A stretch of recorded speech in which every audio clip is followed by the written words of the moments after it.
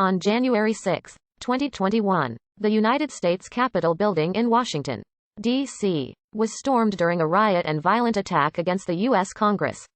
A mob of supporters of President Donald Trump attempted to overturn his defeat in the 2020 presidential election by disrupting the joint session of Congress assembled to count electoral votes to formalize Joe Biden's victory. The Capitol complex was locked down and lawmakers and staff were evacuated while rioters occupied and vandalized the building for several hours.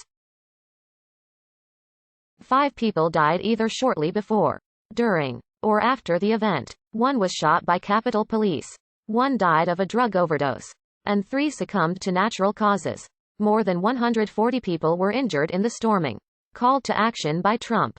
Thousands of his supporters gathered in Washington, D.C., on January 5 and 6 in support of his false claim that the 2020 election had been stolen from him, and to demand that Vice President Mike Pence and Congress reject Biden's victory. Starting at noon on January 6, at a Save America rally on the Ellipse, Trump repeated false claims of election irregularities and said, "If you don't fight like hell, you're not going to have a country anymore." During his speech, thousands of attendees walked to the Capitol, and hundreds breached police perimeters. As Congress was beginning the electoral vote count, many in the crowd broke into the building, occupying, vandalizing, and looting it for several hours. They assaulted Capitol police officers and reporters, erected a mock gallows on the Capitol grounds, and attempted to locate lawmakers to capture and harm.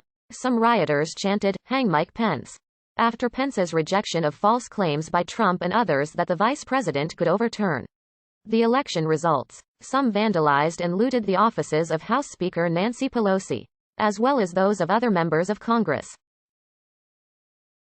With building security breached, Capitol Police evacuated the Senate and House of Representatives chambers. Several buildings in the Capitol complex were evacuated, and all were locked down. Rioters occupied and ransacked the empty Senate chamber while federal law enforcement officers drew handguns to defend the evacuated House floor. Pipe bombs were found at the offices of the Democratic National Committee and the Republican National Committee, and Molotov cocktails were discovered in a vehicle near the Capitol. Trump resisted sending the D.C. National Guard to quell the mob. In a Twitter video, he continued to assert that the election was fraudulent, but told his supporters to go home in peace.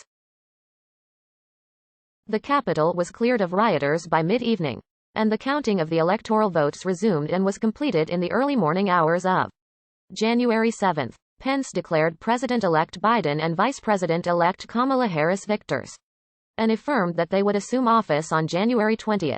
Pressured by his administration, the threat of removal, and numerous resignations, Trump later committed to an orderly transition of power in a televised statement.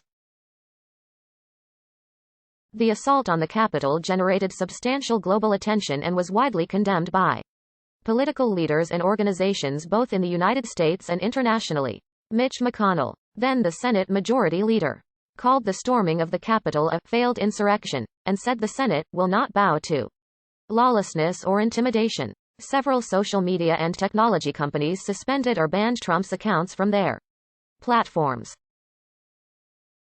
A week after the riot, the House of Representatives impeached Trump for incitement of insurrection, making him the only U.S. president to have been impeached twice.